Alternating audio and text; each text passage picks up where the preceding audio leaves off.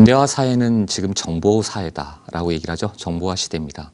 그 얘기는 곧 뭐냐면 여러분 이건 바로 돈이기 때문에 그렇습니다. 남보다 먼저 한 발 먼저 정보를 가졌을 때 바로 그게 곧 투자처이고 정보가 되는 거죠. 그중에 많은 분들이 재개발, 재건축에 대해서 요즘 많이 시들해졌습니다. 하도 서울시 압박 때문에 그럴 수도 있는데요. 그렇다면 그에 대한 새로운 대안, 새로운 투자처로 무엇이 있을까? 저는 가로주택 정비 사업을 한번 여러분한테 말씀드려보고자 합니다. 잠시 뒤에 상세히 설명해 드리겠습니다. 아울러 오늘 브리핑 물건은 두 가지인데요. 가장 시세 차익이 좀 많이 나고 향후에 개발 가치가 뛰어나서 미래 가치가 아주 풍부한 개발 호재를 듬뿍 담고 있는 재개발 이슈까지 담고 있는 곳 바로 영등포구 영등포동 쪽에 있는 다세대와 그리고 한창 재개발이 지금 한창 달려가고 있는 우리 그 장이동에 관련된 다세대 주택 제가 잠시 뒤에 설명해 드리도록 하겠습니다. 자, 오늘은요, 가로주택 정비사업과 관련한 내용 짚어주신다고 하는데 좀 생소하게 듣는 분들 계실 것 같습니다. 자세한 내용 짚어주시죠. 네, 가로주택 정비 사업에 대해서 말씀드리도록 하겠습니다. 이 가로주택 정비 사업이 뭘까? 왜 여기가 새로운 투자처이자 주목받는 곳일까? 바로 그 가로주택 정비 사업이 바로 나왔던 것도 아닙니다. 과거부터 2012년부터 나왔는데 왜 이곳이 가끔 요즘 사람들이 얘기가 나오고 또 제 개인적인 견해도 저도 판단컨대 이곳은 굉장히 좋은 수익처가 될 거고 투자처가 될 것이다 라고 생각해서 자료를 한번 준비해 봤습니다. 왜 그런지 한 장씩 자료를 살펴보면서 보도록 하시겠습니다. 우선 가로주택 정비 사업은 말씀드린 바와 같이 2012년부터 시행이 되어 왔었고요. 작년 2018년도에 빈집 및 소규모 주택 정비에 관한 특별법 사업에 들어오면서 다시 또 많은 사람에게 관심을 불러일으키기 시작했습니다. 가로 구역 내에서 종전의 가로를 유지하면서 소규모 주거 환경을 개선하기 위한 사업.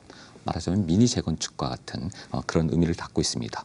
그렇다면 주택 정비 사업이라는 건 알겠는데 이게 도대체 가로라는 말은 무슨 말인가?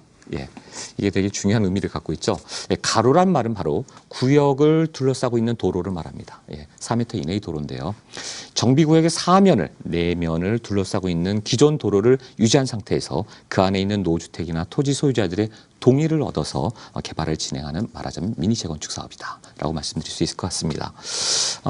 근데 여기 이제 사업 요건이 있죠. 어떤 요건이냐면 이 가로주택 정비 사업을 하기 위해서는 그 가로 정비 구역 내에 있으면서 최소한 규모가 얼마다? 1만 제곱미터 미만의 가로 구역이다. 그 범위를 한정해 놨고요.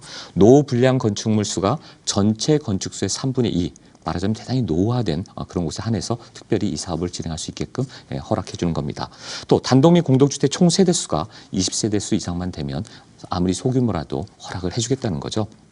중요한 것은 바로 주민 동의율인데요. 80%. 얼뜻 보기에 굉장히 높아 보이죠. 그러나 거기에 있는 워낙 노후된 집들이 있는 경우에는 이 동의율을 과거보다 훨씬 더 쉽게 빠른 시간 내에 지금 다 걷고 있다고 합니다. 현장에 가서 직접 관계자들을 만나보니 과거와 정말 다른 분위기라는 것을 저도 실감할 수 있었습니다.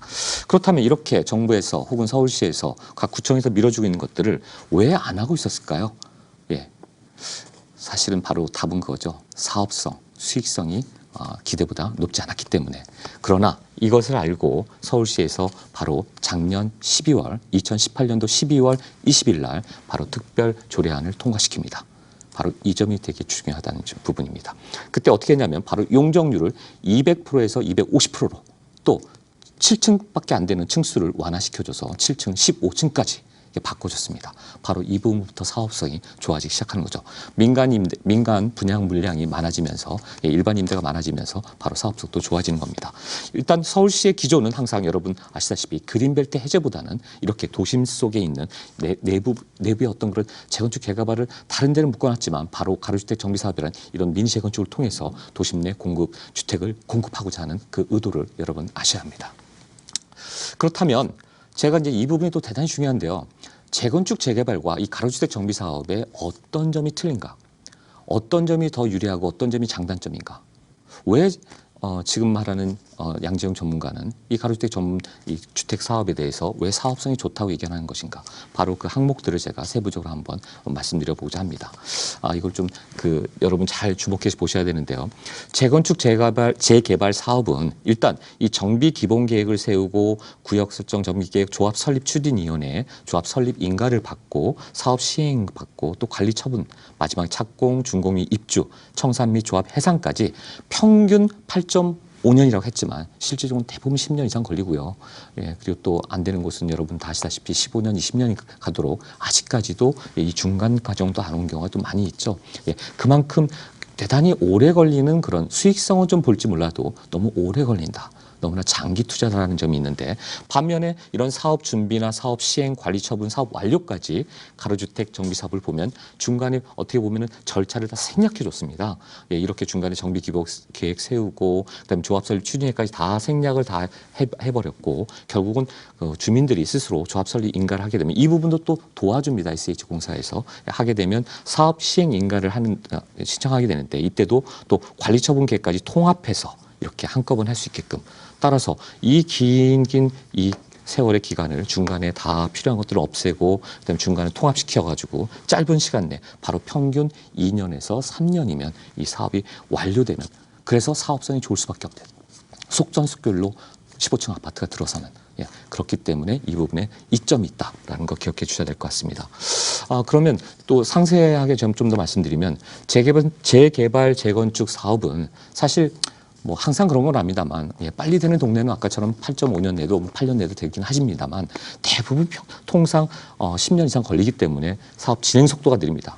결국 10년 이상 걸리는 이런 오랜 진행 속도가 느려진다는 건 결국 뭐를 말하자는 거죠?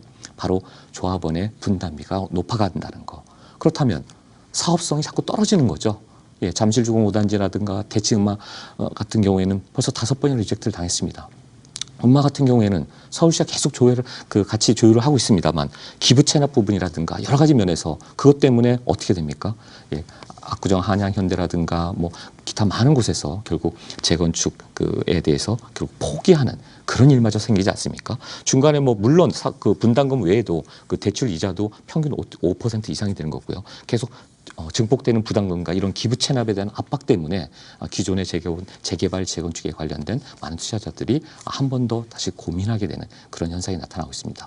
그에 반해서 바로 가로주택 정비 사업은 바로 이런 부분들의 어떻게 보면 그 약점을 좀 더 커버할 수 있는 그런 부분을 다 가지고 있습니다. 말씀드린 대로 사업 준비부터 시행, 관리 처분, 마지막 사업 완료까지 보시는 바와 같이 사업 절차가 간소화되고 최소화됐기 때문에 기간을 단축시킬 수 있다. 그 얘기는 결국 사업성이 좋아질 수밖에 없다. 사업성을 극대화시키게 되는 거고 또 추진위의 구성 때도 여러 가지 재개발 쪽이나 그쪽에서는 좀 말들이 잡음이 있을 수 있었잖아요. 과거의 사례들을 보면 그런 추진위 구성도 주민 자체적으로 빠르게 결성하다 보니까 이권 다툼이라든가 이런 게 적어서 역시나 사업에 속도를 낼 수 있다는 거. 그리고 또 서울시에서 마련한 작년 12월 20일 날 결정된 바로 그 부분에 특례법 특혜를 받게 되다 보면 사업비 조달도 가능한 거고요. 심지어 15억까지 또 받을 수도 있는 거고 또 융자 같은 경우에도 1.5% 저리의 융자를 또 받을 수 있는 그런 특별 혜택까지 이 안에 포함되어 있다는 거. 아까 말씀드린 대로 7층을 15층으로 그리고 200%의 용적률을 250%로 확장해 줬기 때문에 사업성이 있다는 거. 게다가 좀 특이한 사항은 재건축 재개발에서 꿈도 못 꾸는 얘기죠. 조합원 1인이 주택 3개까지, 3주택까지 분양을 받을 수 있다는 거. 이거 굉장히 좀 특이한 사항입니다. 그리고 또 이 부분을 보면은 그 조례를 보면은 미분양 주택에 대해서는 SH공사에서도 매입도 해줄 수 있다는 거. 따라서 사업성이 좋기 때문에 주민 동의율이 80%이긴 하지만 동의율 80% 얻는 것은 그렇게 어렵지 않더라. 왜? 이러한 여러 가지 혜택들이 있고 융자라든가 이런 부분에서 젠트리피케이션 있던 분들이 떠나가기보다는 다시 헌집을 새 아파트로 받을 수 있는 중요한 계기다. 그래서 얼뜻 보면 오랜 장시간 15년, 20년 걸려서 한 10억을 버느니 2, 3년 내에 5억 정도를 버는 이런 거에 대해서 주민들이 바보가 아닌 이상 거주하는 분들이 일부 상가라든가 시장이라든가 일부 반대하시는 분들의 의견 때문에 계속 재개발이 포기되고 좌절되고 이런 것보다는 미니 재건축이라도 해서 헌집보다는 새 집에 살고 싶어하는 그분들의 욕망과 욕구를 서울시가 어느 정도 배려해주고 밀어붙이는 사업이 바로 가로주택 정비 사업이라는 거 기억해 주셔야 될 것 같습니다. 마지막으로 그렇다면 어디에 어떻게 하고 있을까요? 작년 2018년도 11월 그 통계 자료에 의하면 44곳입니다. 점점 더 늘어날 수 있겠죠. 하지만 이 44곳 중에 어디가 그러면 수익처가 될까요? 예, 바로 세미나 때 제가 상세하게 여러분한테 설명을 하나씩 해드리도록 하겠습니다. 44곳이 다 그러면 좋은 핫한 정말 투자를 모두 다 할 수 있는 그런 곳이냐? 그 중에서도 어디가 사업성이 좋고 어디가 어떤지에 대해서는 제가 참석하시는 세미나 참석자분들에게 상세히 다시 한번 설명을 드리도록 하겠습니다. 그 유대인의 어떻게 보면 삶의 지혜를 모아놓은 탈무드에서 이런 얘기가 있습니다. 이미 끝나버린 일을 후회하기보다는 하고 싶었던 일을 하지 못한 것을 후회하라. 세미나 때라든가 상담할 때 많은 그 투자자분들이 그런 얘기를 합니다. 아, 내가 그때 그걸 투자했어야 되는데 내가 그때 그걸 하지 못한 게 너무나 후회스럽다. 하지만 저는 항상 얘기합니다. 지금이라도 늦지 않았습니다. 바로 결정하시고 행동으로 실행으로 옮기십시오. 여러분들이 매번 선택하는 그 순간의 갈림길마다 어떻게 보면 좀 신중하되 현명한 선택을 하시고 또 올바른 결정을 하셔서 성공 투자가 되시길 간절히 바랍니다. 그런 성공 투자와 확실한 판단과 결단 바로 그 곁에 항상 제가 있도록 하겠습니다. 저를 기억해 주십시오. 이상입니다.